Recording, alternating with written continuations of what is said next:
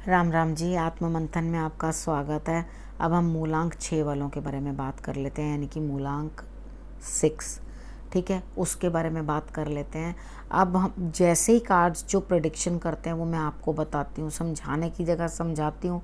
Positive card आते हैं तो इन्जॉय करो, मगर उपाय ज़रूर कर लो, क्योंकि you have to thank God. ईश्वर का भी तो शुक्रिया बनता है ना कि उन्होंने हमें अच्छा दिन देखने को दिया।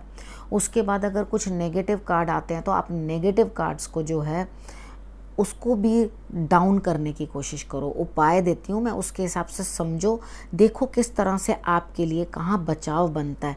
मैं आपको मोटिवेट करती हूँ, समझाती हूँ, उपाय देती हूँ। अब इससे ज़्यादा और मैं क्या करूँ। ठीक है, आपको ये सब जो चीज़ें मैं देती हूँ आप समझो और उसके अकॉर्डिंग जो है अपना दिन प्लान करो।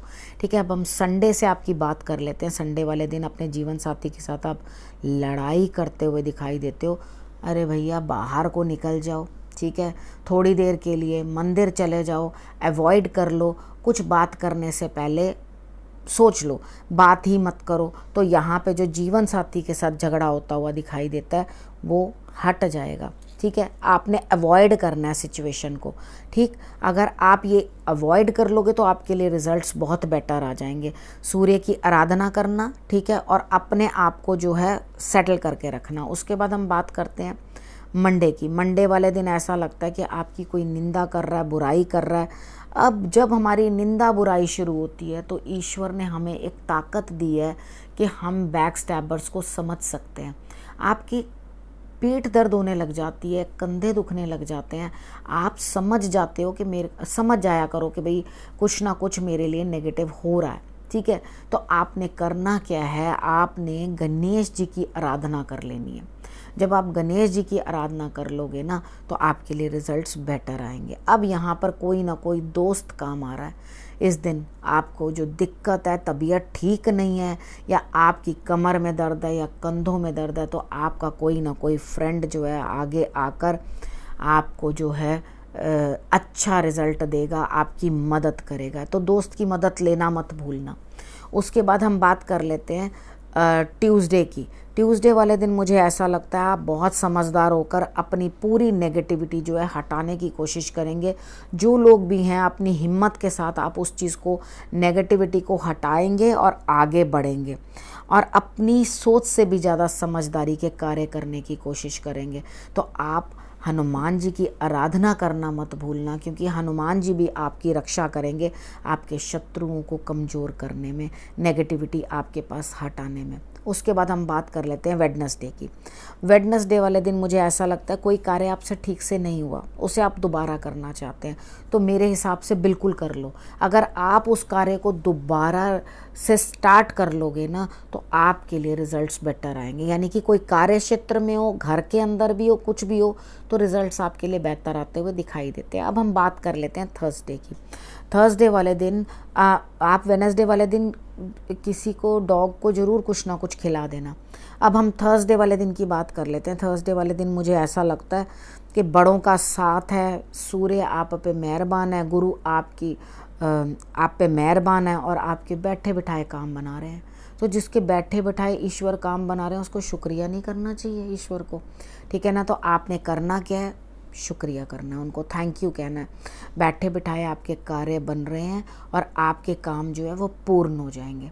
ठीक, तो आप जिस भी कार्य की तरफ आगे बढ़ रहे हो या कोई काम करना चाहते हो वो आपका काम पूरा हो जाएगा। तो आपने अब और करना क्या है, आपने आराम से बैठना है, बस भाग दौड़ नहीं करनी है, अपने आप काम होना है। उसके बाद हम बात कर लेते हैं फ्राइडे की। तिलक ज़रूर लगा लेना नाभि ज़ुबान माथे के ऊपर केसर और हल्दी का। उसके बाद हम बात कर लेते हैं फ्राइडे की। फ्राइडे वाले दिन भी मुझे ऐसा लग रहा है किसी लेडी से आपको कोई लाभ होता हुआ दिखाई दे रहा है, लेकिन ये लाभ ऐसे प्राप्त नहीं होने वाला है। कहीं ना कहीं से कुछ ना कुछ सलाह मशवरा लेना पड़ेगा। अगर आप सलाह नहीं लोगे तो आपका कार्य नहीं बनेगा। कुछ ना कुछ धन की प्राप्ति मुझे स्त्री द्वारा दिखाई देती है। तो यानी कि आपने महालक्ष्मी की आराधना करनी है। महालक्ष्मी को आपने घी की जोत जो है उनके आगे जलानी है। उसके बाद आप सैटरडे वाले दिन की बात कर लेते हैं। सैटरडे वाले दिन मुझे ऐसा लगता है कि आपको नींद नहीं आ रही, किसी ना किसी चीज़ से आप परेशान हो रहे हो। यानी कि कई बार होता है हमें सलाह मिल रही होती है, काम धीरे धीरे बढ़ रहा होता है, आगे चल रहा होता है, लेकिन हम बेसब्रे हो जाते हैं। बेसब्रे होकर चाहते हैं कि हमारा काम जो है जैसे भी है हम चाहते हैं वैसे वैसे कार्य जो है हमारा बने।